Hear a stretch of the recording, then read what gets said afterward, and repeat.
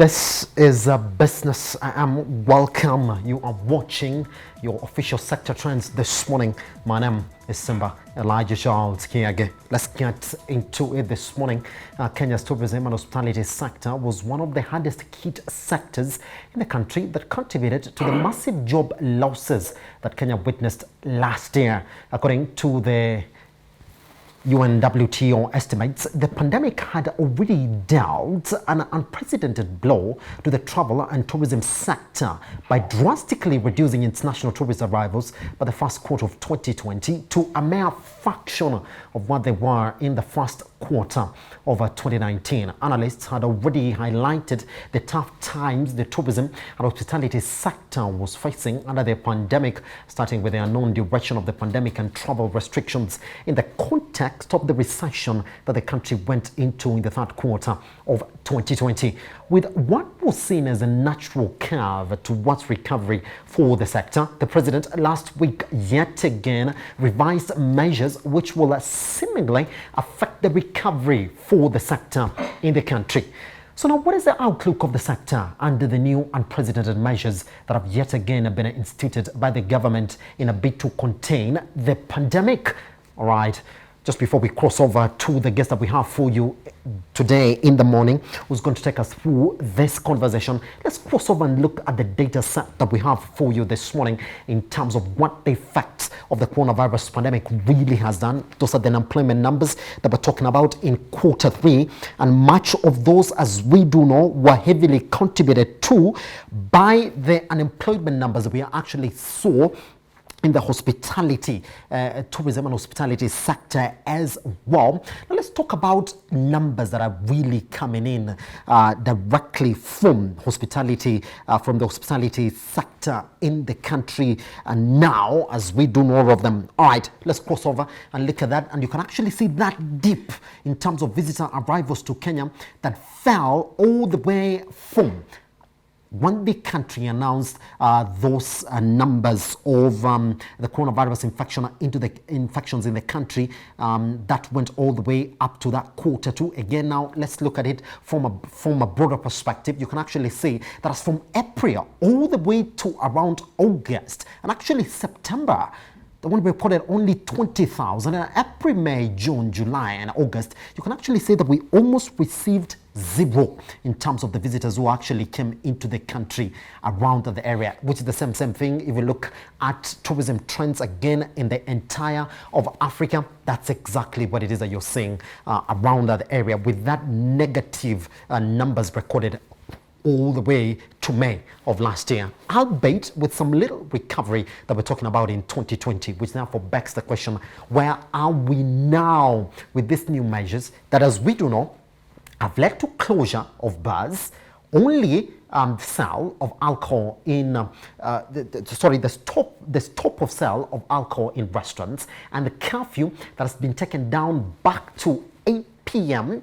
and also the fact that domestic tourism is going to be very difficult now because we know the 5 counties that we are not supposed to move in and out of, as we know of it, for an indefinite period. To paint a picture of exactly what is left of the tourism and hospitality sector in the country in light of these new measures, we're joined by the CEO, Kenya Association of Hoteliers, Mike Macharia. Mike, good morning, sir. Morning, Elijah. Mike, can you get me, sir? I can. Can you hear me? Fantastic. We can get you now. All right. Mike, can you paint a picture of where we were in terms of our recovery of this sector just before Friday last week, when the president did get the country into these new measures now? Thanks, Elijah. Where we were is that we were now beginning to see some slow pickup of international bookings. Yes. You will recall after the initial lockdown, we came out with a strategy that said start local consumption, intercounty consumption, domestic, regional, then international. Yes. So we had already exhausted the first few steps, and we're now looking at, because we have very serious support from the domestic market, So we're now looking at starting to get back some of the international tourists into the country. Remember, this happened right at the beginning of school holidays. So a lot of Kenyans were already out there having their holidays. A lot of meetings were taking place outside Nairobi, in Naivasha, Kisumu, Nakuru, the coast, big beneficiary of these meetings and holidays. Then all of a sudden, lockdown from midnight tomorrow, and there was a serious rush. People were desperate with their families. People were desperate on Friday to try and get back to Nairobi and into the various places. Yes. So we went from a creeping up recovery right back to zero, because everybody's checked out of their hotel. They didn't know how to get back home. They wanted to get taxis all the way from places as far as Kilifi. And, the taxis were asking, okay, so how do we get back once we drop you off? And hopefully we drop you off before midnight of the following day. So obviously the government realized that there was a big issue there with people getting stranded, and extended for a few days. But we still have people on safari. We still have people who came out and went into remote places. And we need to get them back, and we need to get them out to their respective homes. Yes. Now, what this has done is that it has completely shut down the industry.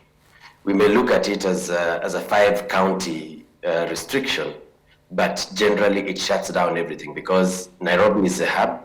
So if you're arriving internationally into Nairobi and cannot go anywhere else, then really there's no point of coming, because our primary products are beach and safari.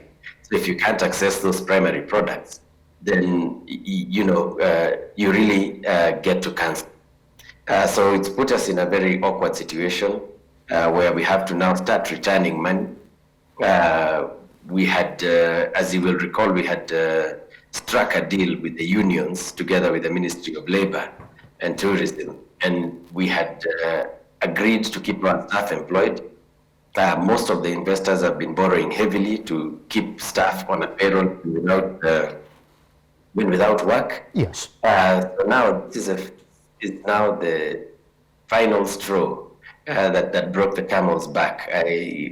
We can no longer afford it. We can't repay back our banks because there's no revenue coming in. Yes. From Friday. We can't pay our employees.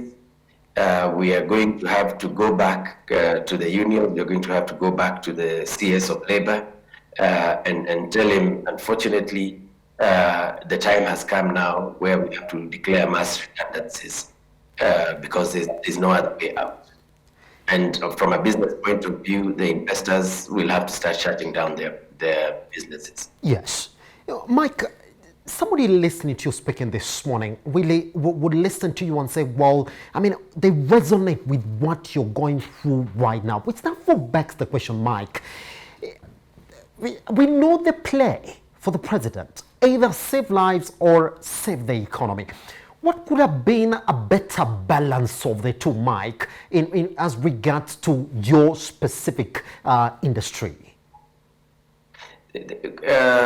Elijah, you remember even at the beginning of lockdown, Yes. we were very concerned about people's lives, and that is still the case. You can't really gamble with people's lives. Yes.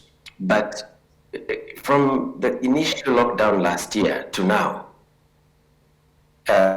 we've had a lot of new scientific developments. Yes.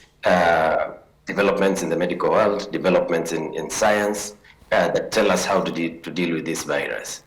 You remember we set out protocols that were based on science, and these protocols were approved by the WHO and the UNWTO, the World Tourism Organization, and the UNWTTC, the World Travel and Tourism Council. Yes. And we have been following these protocols strictly. in the industry. We tested our staff regularly. The turnaround of positive cases within our industry are very, very few. They are between 1 and 1.5%. So it means as an industry, there's something that we are doing that is right. We consult a lot with the Kenya Healthcare Federation. We have, as you know, medics in our properties. We have nurses, in-house nurses, and we have doctors on call. So it's something that we work on very closely with the health sector. Secondly, there's a vaccine now that has been rolled out in other places, and we have a vaccine in Kenya now.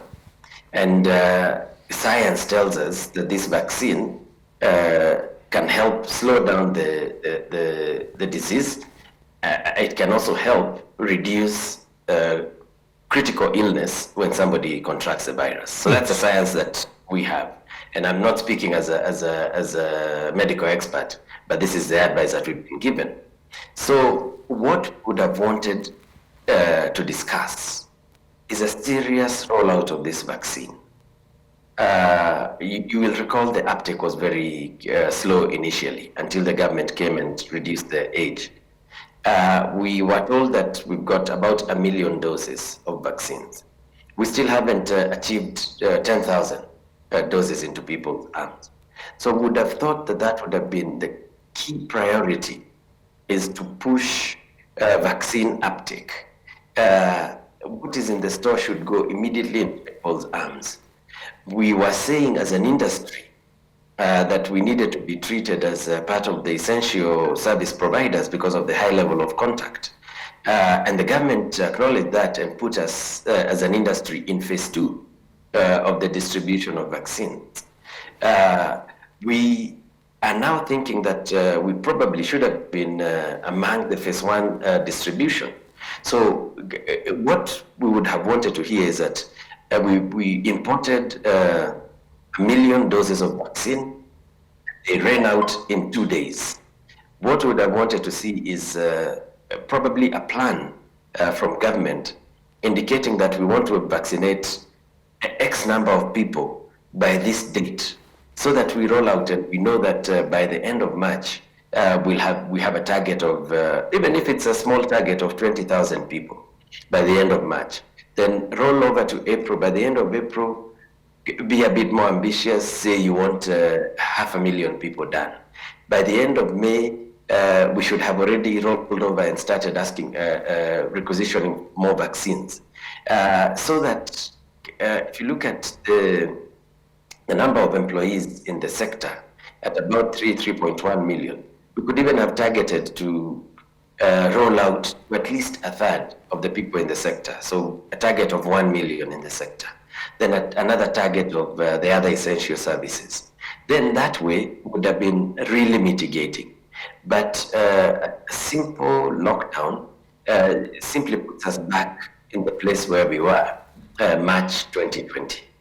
Somebody's going to ask you this morning, Mike. We've seen exactly there was a bigger stress to domestic tourism now, because even right now when we're talking about international arrivals into the country is when we're still talking about most people across the globe having now confidence to move around in a COVID-19 invested global economy. So talk to me, Mike. We've seen the stance that most of the local airlines have taken, that they've said that they're going to honor the bookings for international tourists. And we've seen exactly how the government is saying that if you're international tourists, then you can actually have that leeway to move around the country, just so that you make sure that whatever it is that you've booked for, you're already done with it just before you ship out of the country as well. The question is going to be now, is it possible that the numbers that we've got so far in terms of international bookings into the country, can they sustain the local industry for some time as we wait to see what this indefinite period that we are running under is going to be like?